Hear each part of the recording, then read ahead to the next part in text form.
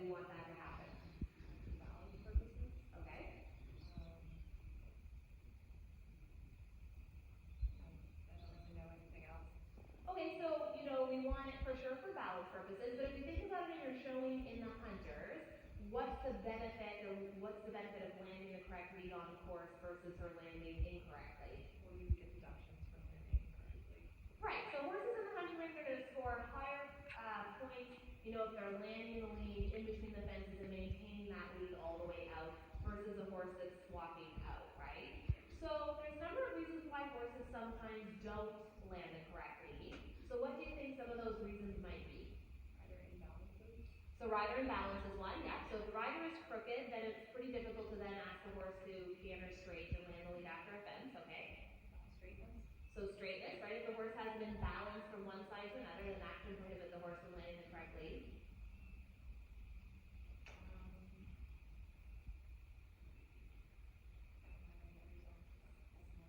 So some of the other things that can just have the horse land incorrectly, it can sometimes be a shoeing issue, sometimes the horse can be sore, it can be a saddle fit issue. So it's important that you have a horse that's chronically landing incorrectly, that not only do you want to make sure as a rider you're working on your overall straightness, that in your training program you're working on balancing the horse, having it, be supple and even both sides. You also might have to look to see if there's a reason why the horse is unable to do that, such as, if they're sore somewhere, the saddle's not fitting, maybe they need a chiropractic adjustment, something along those lines. So when we look at landing the correct canter lead, one of the key components of that being successful is the horse being straight. And one of the most successful ways to train the horse to be straight is to ride out of a shoulder in or a shoulder four position. So what's the difference between a shoulder in and a shoulder four? So the shoulder in is because you don't have to walk or trot. It's actually getting their shoulders to be on the inside track. Making their hind end. Okay. So their left front is lined up with their right hind. And shoulder four, because when you're in the canter you can't actually do a correct shoulder in per se. Shoulder four is more of the same idea as the canter. Okay, good. So you're close. So shoulder in, when you ride shoulder in, it's basically a three-track gait, and basically when you're doing it, you're taking the horse's shoulder 30 degrees from the wall, so no more than 30 degrees angle. When we look at shoulder four, it's similar. The shoulder does still come to the inside track, but half the angle of shoulder in. So we're looking at like more 10 to 15 degrees, okay? So what we're going to do is we're going to go out and we're going to ride a 10-meter circle off the left rein at F, and we're going to then shoulder in up this wall, all right? So just to make sure that we have the aids, and then we're going to change directions across the diagonal. We're going to ride a 10-meter circle at K, which I'll explain as we get going, and we're going to shoulder in up the wall. So some key things to think about in the shoulder in is that when you start your shoulder in, and I'll just demonstrate here, if you were to do it at M, right, you're going to ride a 10-meter circle to ensure that you have the horse moving forward off the leg. You're going to come around, and all shoulder in should feel like the first step of the 10-meter circle, all right? So then you're going to think about your outside hand and your outside leg are going to push the horse's shoulder off the track, while your inside leg pushes the horse sideways, all right? And one of the purposes of shoulder in is to encourage the horse to shift weight from their inside hind leg to their outside hind leg, okay? So most horses, typically when going through the turns, are bearing most of the weight on their inside hind. We're always, as riders, trying to shift it so that they're carrying more to the outside, all right? So as you're going down the long side, you want to think about whatever your inside leg is visualizing pushing that inside hind across and over to the outside hind leg so that she shifts more weight to the outside. The inside hand just keeps a light contact as the horse steps down the wall to ensure that her head and neck stay straight. Some of the things that might happen is a loss of impulsion in the trot, in which case we might just, I'll tell you to turn and we'll just do another 10-meter circle, maybe halfway down the side to reestablish it, or we get too much angle, okay? And if that happens, I might tell you to straighten out a bit and we'll carry on. So we're just going to quickly have a little look at what your shoulder in looks like, and then we're going to show how this transfers over into jumping, okay?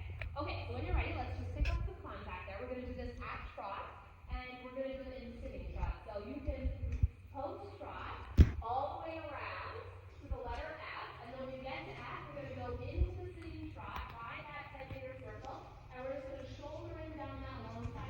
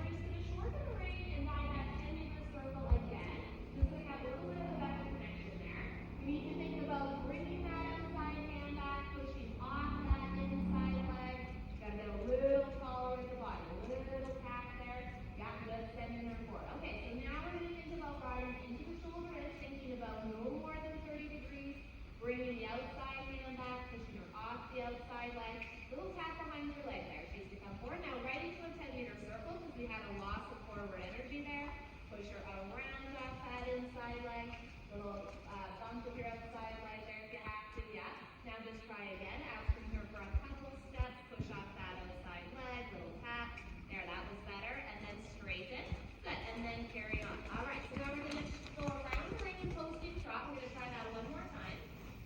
So we want to think that as we're doing that, we have to think about we're not getting behind the leg, right? So often what happens with the shoulder is that the horse ends up shutting down, the stride gets a little shorter. We also want to think about keeping the inside hand a little softer so she can actually stretch her neck in a little bit so that she can actually have a little bit more elasticity through the back. So now you're going to push off that outside leg. You want to think about bringing that outside hand back, keeping the wrist nice and straight, making sure that outside leg stays behind the girth there slightly, and now push the shoulder in. Now step her sideways, little tap. There we go, good. Hold that outside ring, and now straighten her, and now go forward. So in that moment when she kind of stalls, you want to think about just straightening and going forward. So let's change directions across the diagonal somewhere. Think about holding that outside right rein. Good, finding a straight line that's going to take you across. Good, we want to just shorten the reins there, thinking about sending her forward there a little bit. And then we get down again, we're going to ride the 10-meter circle at sitting trot, and we're just going to shoulder in up that side of the wall. Very good, so carry the body, good. We want to think about sitting, bringing that outside hand back, pushing her around off the outside leg, thinking about keeping that lower leg connected. You want to carry the hands there a little bit. Now thinking about pushing her shoulder off the track, no more than 30 degrees, and a little more outside range, and a little forward, sending her on, and straight. Okay, so as we got to the end, what did you think? Did you feel like her shoulder was still off the track, or did you feel like it was moving back towards the wall? I felt like she was straightening before you said straightening. A little bit, right? Okay, so let's just